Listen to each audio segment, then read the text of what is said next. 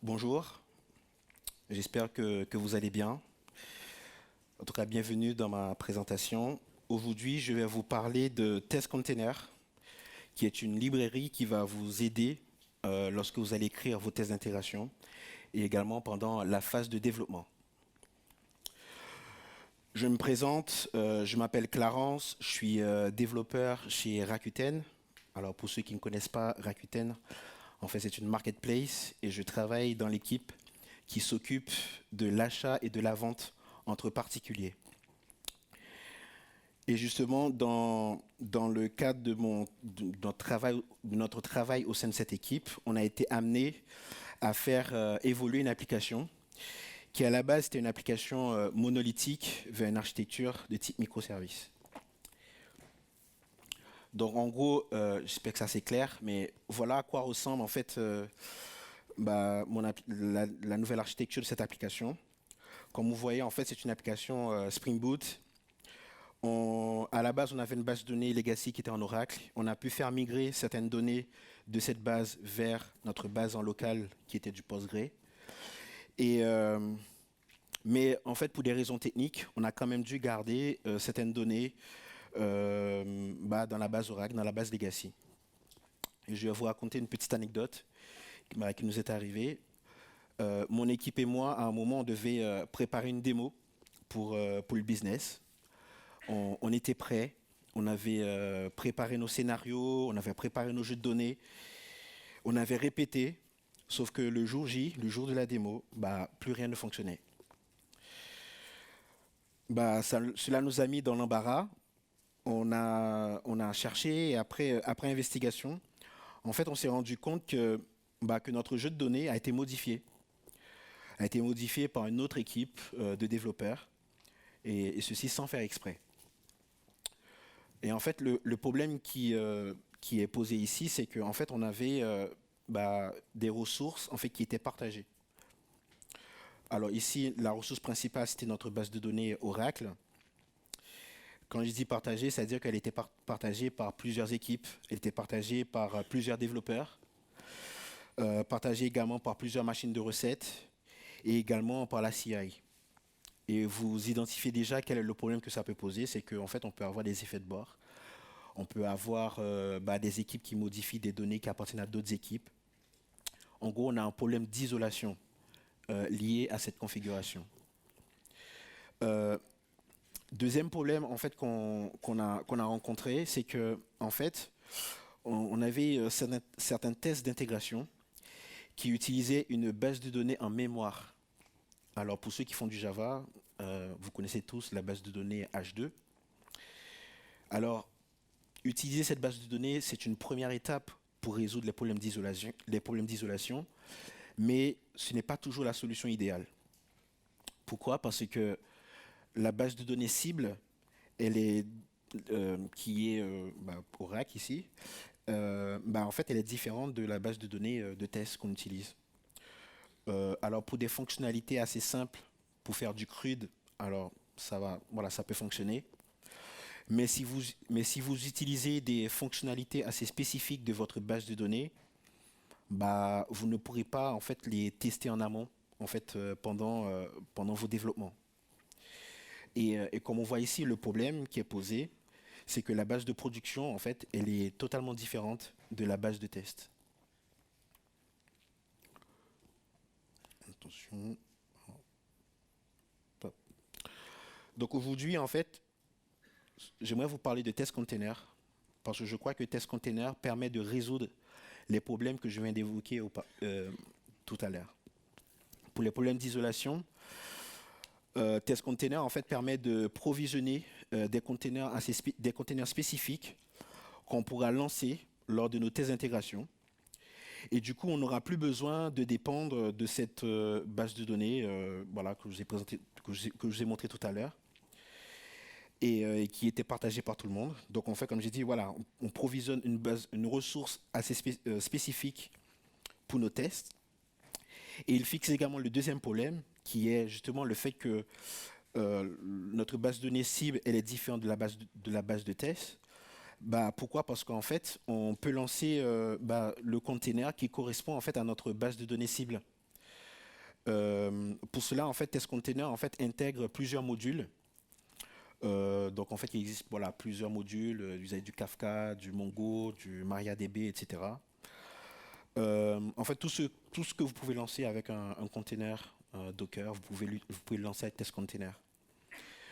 Ce qui est intéressant aussi avec Test Container, en fait, c'est que ça s'intègre bien avec dans le monde de Java, en particulier avec Spring Boot. Depuis la version 3 de Spring Boot, en fait, Test Container est devenu un module officiel de Spring Boot. Et il s'intègre bien aussi. Il existe aussi des extensions JUnit 5 que vous pouvez utiliser durant vos tests.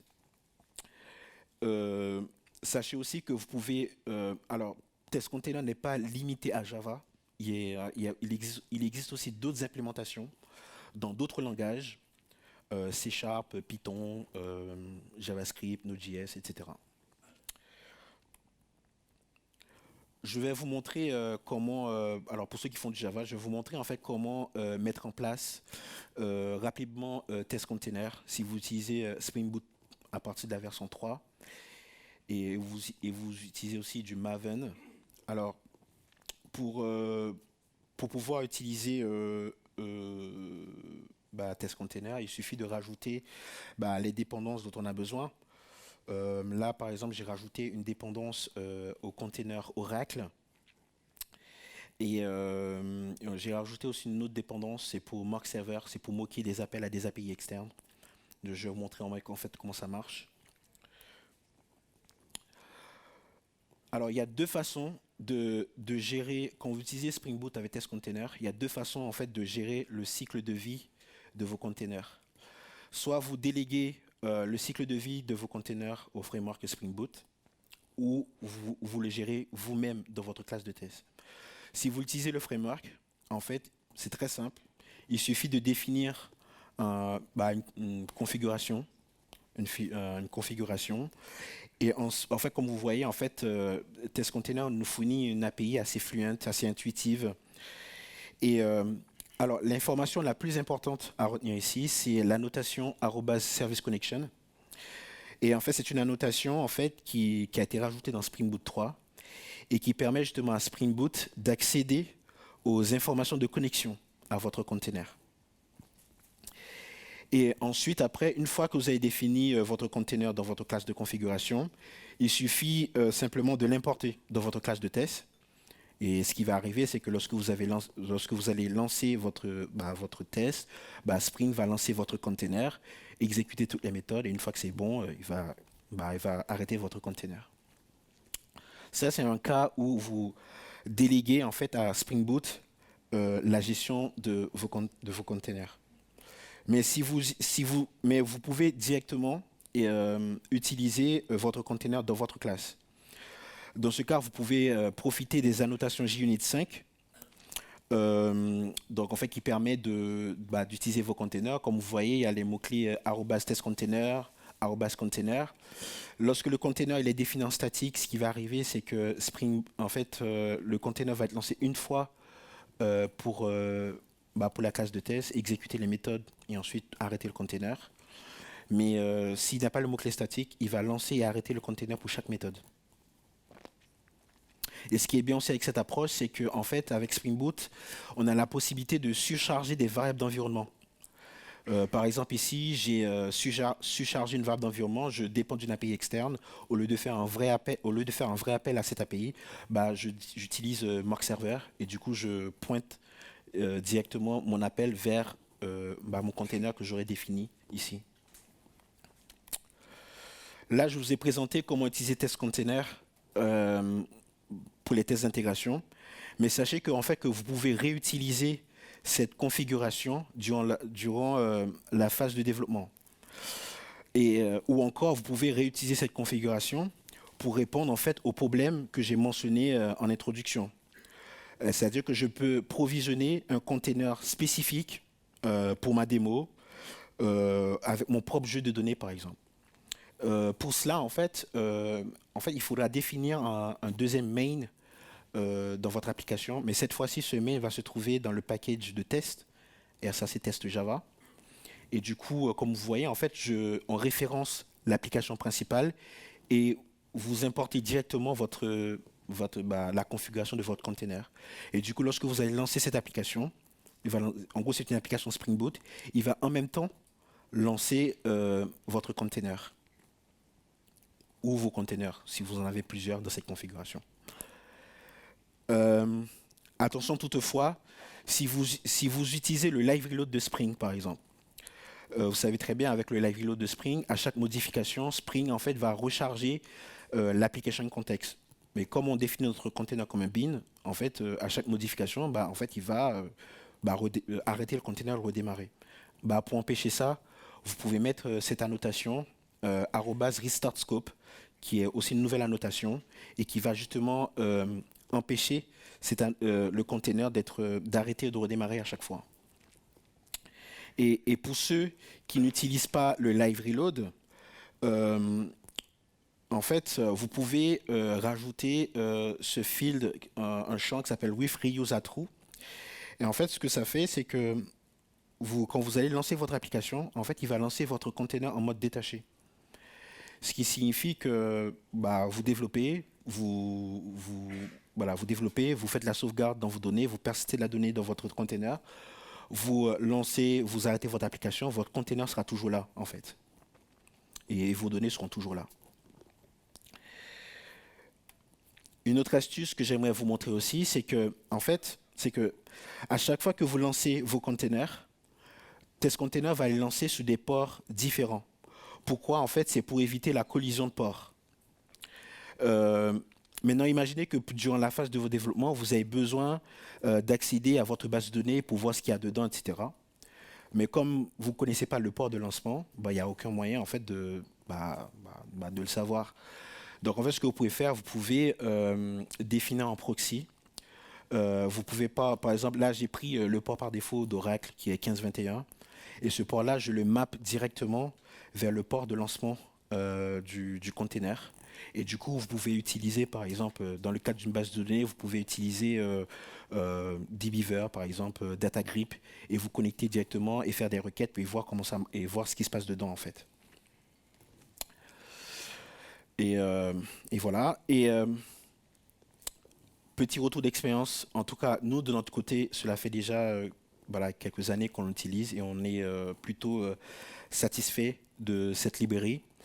Comme j'ai dit, en fait, Test Container, il résout les problèmes d'isolation que j'ai évoqués au début et il permet aussi de se rapprocher le plus possible de la production.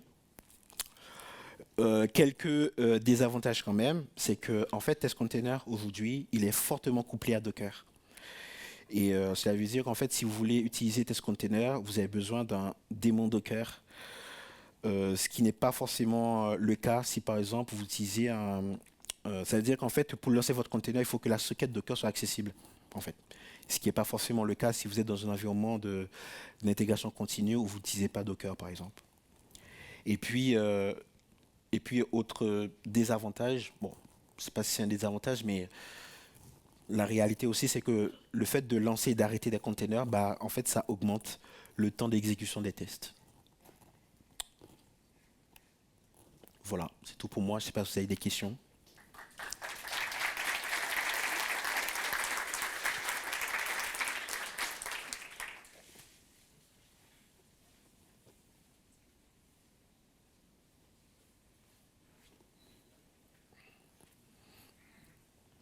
Bonjour.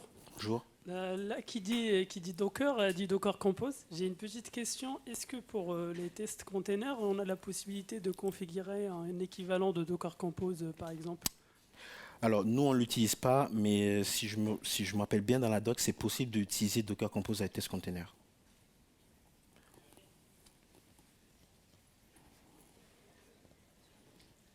Bonjour, merci pour la présentation. Est-ce que le temps qu'il rajoute au test est significatif? On le voit vraiment ou c'est des questions de millisecondes? Non, parce qu'en fait, quand je dis on lance un vrai container, c'est-à-dire qu'en fait, on lancer une vraie base de données. Ça veut dire que ça va prendre Donc en fait, il faut rajouter le temps de lancement de la base de données et en plus, le temps lorsque la base de données soit prête Vous savez, il y a voilà, le temps que ça soit prêt en fait. Donc du coup, tout ça, ça rajoute du temps en fait au container. Merci.